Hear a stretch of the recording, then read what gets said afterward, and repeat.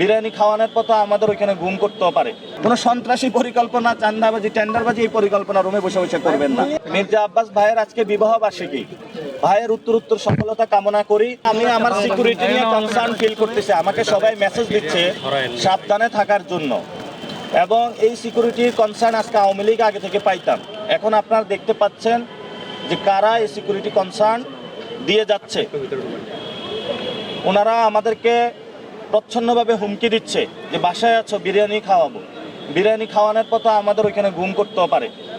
এই জন্য আমরা বলবো জনগণকে, আপনারা ঐক্যবদ্ধ থাকুন, এই সন্ত্রাসীদের কাছে মাথা নত করবেন না। আমি বিএনপি অফিসের সামনে প্রচারণার জন্য গিয়েছিলাম, এটা ঢাকা ৮ আসনের মধ্যে।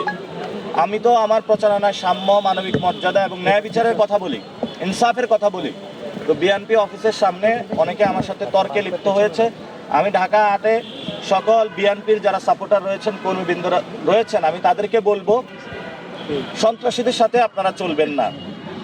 আমি আপনাদের ভাই, আপনারা যদি থাকেন একসাথে, ইনশাল্লাহ আপনি বিএনপি হন, জামাত হন, একসাথে আমরা চলবো, একসাথে ঢাকা ৮-এ আমরা বসবাস করব। কিন্তু আমরা এখানে কোনো সন্ত্রাসী রাজত্ব কায়েম করতে দিব না ইনশাআল্লাহ। যদি আমাদের উপর আঘাত আসে, আপনারা যারা আঘাত করবে তাদেরকে আইনের হাতে তুলে দিবেন।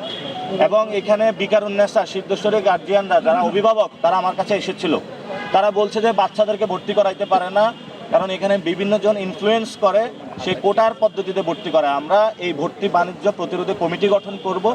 যারা স্টুডেন্টদের, ছোট ছোট বাচ্চাদের ভবিষ্যৎ নষ্ট করতে চায়, আমরা তাদেরকে বলবো যে আপনার সন্তানের অনেক টাকা আছে, কিন্তু একটা মানুষ এখানে চাকরি করে তার সন্তানকে পড়াশোনা করাতে চাচ্ছে। প্লিজ দয়া করে আপনারা এই মানুষের পড়াশোনার ব্যাঘাত করবেন না। সবাইকে তাদের মেধা অনুযায়ী ভর্তির সুযোগ সৃষ্টি করে দিবেন এবং এখানে কোনো সন্ত্রাসী কর্মকাণ্ড করবেন না। আমি ঢাকা ৮-এ হাদি ভাই যেভাবে আমাদের পথ দেখিয়েছেন, আমি ওই পথেই চলবো। হাদি ভাই যে ইনসাফের কথা বলেছেন, সেই ইনসাফের পথে থাকবো। এবং আমি এই পর্যন্ত একটি টাকার দুর্নীতির সাথেও আমার কোনো ইনভলভমেন্ট নাই। ফলত আমি দুর্নীতি বিরোধী যে ক্যাম্পেইন আছে সেটাতেও সক্রিয় থাকব।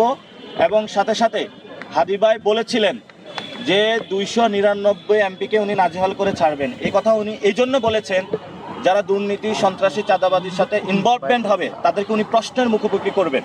আমি সংসদে গিয়ে যে দলের হোক না কেন, এনসিপির হোক, জামায়াতের হোক, বিএনপির হোক, বাংলাদেশের প্রশ্নের জবাবদিহিতার আওতায় আমি সব এমপিকে নিয়ে আসবো ইনশাআল্লাহ। ঢাকা ৮-এ যারা আমাদের ভাইরা রয়েছেন, আমি সবাইকে বলবো যে আপনারা মাঠে নামুন। যার যে অসুস্থতা রয়েছে ঠিক হয়ে যাবে, কারণ আমরা মাঠে এত জোরে দৌড়াচ্ছি, যাদের ডায়াবেটিস আছে ঠিক হয়ে যাবে। সবাই আপনারা, আমরা ফজরের পর থেকে ক্যাম্পেইন শুরু করি, আপনাদেরকে পাই না, পাইলে একটু কথাটা হয়তো, আলোচনা হয়তো, আমরা পলিসি লেভেলে কাজ করতে পারতাম। আপনারা ফজরের পরে ক্যাম্পেইন শুরু করবেন, দেখেন পারেন কিনা। এবং আমরা জোরে দৌড়াচ্ছি, আমরা যেভাবে দৌড়াচ্ছি ইনশাল্লাহ আপনাদের যাদের ডায়াবেটিস আছে, আপনাদের ডায়াবেটিস ঠিক হয়ে যাবে, সব অসুস্থতা ঠিক হয়ে যাবে। দৌড়ান মাঠে, জনগণের কাছে যান। আমরা জনগণের কাছে যাচ্ছি, ব্যাপক রেসপন্স পাচ্ছি। জনগণের কাছে যাওয়ার জন্য আহ্বান জানাচ্ছি। কোনো সন্ত্রাসী পরিকল্পনা, চাঁদাবাজি, টেন্ডারবাজি এই পরিকল্পনা রুমে বসে বসে করবেন না, এটা আপনাদের অনুরোধ। মির্জা আব্বাস ভাইয়ের আজকে বিবাহ বার্ষিকী, ভাইয়ের উত্তর সফলতা কামনা করি।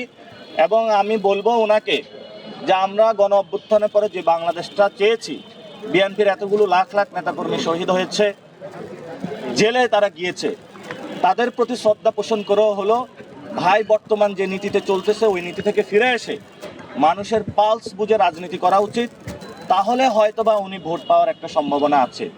কাউকে হুমকি দামকি দিয়ে না, কাউকে তুচ্ছ তাচ্ছিল্য করে না। উনি শালীন রাজনীতি করেছেন আগে, সেই পথে আসার জন্য এবং হেদায়েতের পথে আসার জন্য ওনাকে আমরা অনুরোধ জানাচ্ছি। দেশের নাম্বার 1 ট্রেডিং অ্যাপ নিফটি ফার্স্টে পাচ্ছেন ট্রেডিং এর সব সুবিধা, dual এক্সটেন্স access, company analysis, portfolio তৈরি করা সহ আরও অনেক ইউনিক ফিচারের সাথে ট্রেড করতে ডাউনলোড করুন এক্ষুনি।